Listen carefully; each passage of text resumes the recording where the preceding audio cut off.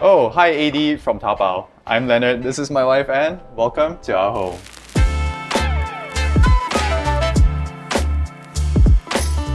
So this is the foyer. You'll see throughout the house that we didn't stick to just one style. For us, I think limiting ourselves to just one aesthetic was just a bit too restrictive because we love many different styles from different eras. This way we can just have fun collecting the things that we love, whether it's new or vintage pieces from different eras. And then the house feels a bit more layered and personal to us. For this rug, we went for a muted, soft green tone. Green has a nice calming effect, so we wanted people to feel relaxed the moment they walked in. So the whole renovation of this house took roughly about 8 months to complete, and we did spend quite a lot of energy on this powder room, so let me show you inside. So this powder room was inspired by a restaurant that we visited in Paris. Instead of having harsh downlights, we went for this one single LED strip which shines upwards towards the curved ceiling, which creates a really nice ambient soft glow and gives a cocoon-like, almost cave-like feel that we were going for. So the restaurant that Anne's talking about is Restaurant K in Paris, and at the restaurant they actually use onyx stone to line the walls of the powder room, but when we came back to Singapore we realized that onyx is really expensive and not very practical, so we went for this quartz instead. And so now we're in the dining area with the kitchen here, and that connects nicely to the greenery that you see outside. We really wanted to go for that grounded, peaceful feeling in the home. So we ordered this beautiful pendant from the States. We really loved that you could just play around with the shape and it adds some nice curves and softness to the house. So Lennard loves to cook and we both love having people over. So we went for a slightly bigger dining table just so we could have the flexibility of having larger groups over. Welcome to the kitchen. This is not only where I do my cooking, it's also where I do my filming. We went for a really beautiful grayish tone, both at the back and at the front because grey is the color of my heart, I guess. We built everything to spec. We're going to find that the counter is actually a bit higher than most because I've spent a lot of time in kitchens and I know that working on a counter that's too short where you're constantly hunched over is going to give you neck and back problems, so we raised it to the height that I prefer. As you can see, this is like kind of a counter sitting and we can only sit about 4 to 5 people, but it's really fun when I get to invite friends over and cook for them. I think being able to feed them but also converse with them while I'm cooking has been really enjoyable, and we really love having people over at the counter. And this is kind of the backsplash area of the dry kitchen. This is the only place in the entire house where you have like natural stone, and that's because it's not a very high usage area where like water or like oil is going to get on it, because natural stone can be really hard to maintain, but it's also really stunning as you can see with all the veining and everything going on. We also have some really high use items like always need good olive oil when you're cooking. We have some pepper, salt grinders, and of course we have a little clock so I know what time it is. So this is a little bar area and Anne's little coffee nook, and we kind of built pocket doors to seal it away just in case we don't want to be staring at bottles of alcohol every single day. This is really the area where people gather when we have them over because it's the first thing you see. There's usually like me cooking, me getting our food ready, and Anne will be pouring drinks, and it's just a nice place for people to gather, and there's always a good energy when you come in, so we really enjoy that. Through here, we actually have our wet kitchen. This is the place where we try to save the most money possible because this is an area that not a lot of people are going to be able to see. So for example, these are the old countertops that we left before the renovation. The whole renovation process is actually really confusing and hard to navigate if you've never done this before. To give you an example, our main contractors, carpenters, told us that this could not be safe because we wanted to put in some appliances and they were like, oh, you're going to have to tear everything down and build it up again. But we actually went to get a second opinion from another contractor and he said that he could do it, and he did it. He basically put planks in to support the counter and he managed to basically salvage this countertop, which saved us quite a lot of money. I guess, yeah, it has been quite a big learning process and we do have quite a few tips, so if you're interested to learn anything from us, maybe comment down below what you want us to talk about and we can maybe make another video after this. And from the dining area, we're actually going up into the living room. This staircase used to only be like maybe half the size, but we widened it to make it feel really nice and big and open. One of the first few things you see when you enter the living room is this sconce made by the same company that did the dining room light. I think it's a nice little flow or connection between the two spaces. So you'll see throughout the house that we kept the base elements neutral, the walls, the built-ins, and the big furniture items. For example, the walls, we did spend some time picking the best white paint. What? No. We spent a lot of time picking the white paints. Okay, fine, because it was a lot. But that's just because it's harder and more expensive to change out if you got sick of it further down the line. And that way we layered in color and personality through accessories like art, coffee table books, throw blankets, and just different decor items, which are much easier to swap out if we feel like a refresh. This is a painting we bought from Paris. We just thought it'd be nice to not stare at a TV screen all day, which is why we have a hidden projector where the screen comes down over it. But a lot of people do actually ask us if it's the Samsung Frame TV. You'll notice that a lot of the furniture we have in the living room are actually really low to the ground, and that's because we wanted it to feel more grounded. It feels a lot more comfortable, just chilling, sitting back in your chair. And it's the kind of thing you should do in your 30s when your knees still work, because at some stage we have to give all of this up. This is our little bookshelf in our living room for a bunch of books that we've never read, but also really to display a lot of objects that we've collected over our trips, our travels. For example, we just got this lamp from Australia, we got this from Korea, we've got this plate from Japan.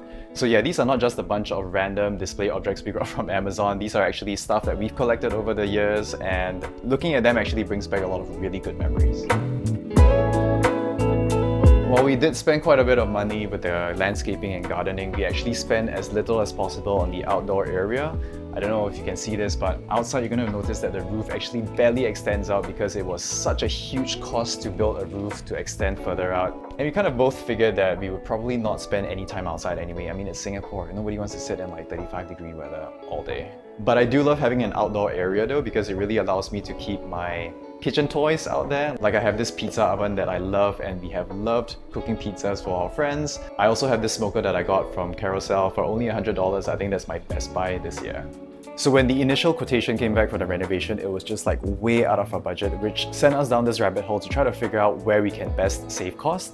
For example, hacking walls is actually not that expensive, but hacking tiles and relaying tiles, crazy expensive. And that's why in the living room we actually preserved the old marble flooring, but we actually pushed out the area of the living room, which means that our new tiles has to match our old marble flooring. And that's why Anne spent a lot of time trying to find a perfect tile to match in terms of color, shade, and everything. We actually even polished the old marble flooring with a matte polish to make it look a bit more seamless, and I think she did a really good job.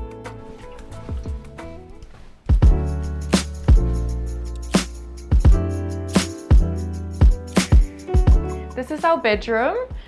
We kept the color palette really neutral because colors can be really energizing and a bit overstimulating at times, which is not ideal for winding down.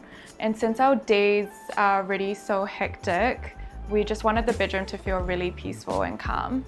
And little design tip, for the headboard, instead of ending it at the edge of the bed, we extended it wall to wall. It just makes it feel a little bit more seamless, and the space feels a little bit bigger than what it actually is. For us, winding down is watching a show at night before bed, but there's no way I was gonna give up any of my wardrobe space. So instead we built this console to have the TV in, and it pops up and we can just watch a show whenever we feel like it. So this is where I get ready in the morning. We made sure to have a big cutout to let in lots of natural light, because all the girlies will know that natural light is the best when doing makeup. So this is our master bath. I really love travertine, but we learned that it's quite porous, so not ideal for humid areas like showers. So instead we found this quartz, which has a really realistic travertine look, but is essentially waterproof, so it will be a lot more practical and long lasting. So we went for a wood flooring for the whole of the second floor, which took Lennard some convincing. Well, actually, wood is quite a big investment, and I've never really used wood flooring before, so I was quite against it. But we went to look at some vendors and we ended up going with engineered wood. And I think after living in here for about 3 months, it was the right decision. It is a more costly option rather than going with vinyl flooring, but there's something about natural wood or natural materials that are like really hard to replicate. And actually on that note, a few of our friends warned us that, if you start a renovation for the first time as a couple and you don't really know each other's style, it can result in a lot of arguments or disagreements. But I have to say, I think we work really well together. There are some small little differences of opinion that we may not see completely eye to eye on, but she explains her case and I explain my case, and we end up always finding a compromise. And the compromise is what she wanted, of course. Yeah, you were sweet. You did really let me pick pretty much everything I wanted, but I always checked with you first to see what you liked, and you were a little bit concerned that everything was gonna be too neutral, and then I rest assured you that no, we're bringing in color through a lot of different ways, and then you saw that at the end, I think, and you were happy with that too. At the end of the day, this is as much her house as it is mine, and we both have to be happy with the result, and I think it turned out pretty well. Yeah. It's a joint effort, I guess is what I'm trying to say. You don't want a house to end up being a reason for feeling upset, because that's just going to be so much negative energy that you're bringing into your place of calm and peace and solitude. But anyway, off to the best room in the house. And this is my study or office. I spend a lot of time here doing editing on my videos, and I've kind of built it so that it's really nice and comfortable. I have everything at arm's reach, and you're also going to notice that I have a lot of candles here. I love candles, not just for the scent, but also it's just really therapeutic to watch flame dancing in the wind. Ironically, if there's a fire that starts in this house, it's probably going to originate from this room, not the kitchen. So I used to play a lot of video games to unwind, but ever since I started doing videos, I feel like it's such a waste of time because every time I spend an hour playing games, I feel like, I could probably bust out a video. So in order to decompress, I actually have a little corner over here where I get to lie back and chill, and that's where I really either read or play games, mostly playing games. But yeah, this separation from work and leisure really helps me to force myself to relax, because I find that gets a bit harder the older you get. So I picked up this recent hobby in the last couple of years of collecting antiques or vintage items like this remover trunk, but there's nothing that my wife Anne hates more in this entire house than this orange payphone. And that's why I did the sensible thing and bought it without telling her. She doesn't get it, but I have so many nostalgic memories using this orange payphone in primary school when I was a little kid, and the best part is that it has a little mini twin Lego brother. I love it so much. You're going to notice that this is the only room in the entire house with colored walls, and that was my only condition to Anne, that she can have any shade of white she wants for the rest of the house. I wanted a blue room because that is my favorite color. And we eventually settled on this blue, and I have to say that the first time I stepped into this room after it was painted, I had a panic attack because it was just way too much blue, and I actually thought, oh my goodness, she's right, I messed up. But after all the carpentry went in, the wood kind of mellowed everything out, and I kind of like it. On the plus side, it actually kind of looks like Milchick's office in Severance. I just need a bonsai tree somewhere. You can see that unfortunately I have the smallest bathroom in the entire house, but we didn't really want to spend more money on a bathroom where I'm not going to spend too much time in. It is unfortunately very small. So this is my study for now. It's not really furnished fully yet. The plan is to keep adding pieces in gradually, and then maybe we'll do another update video when it's more complete.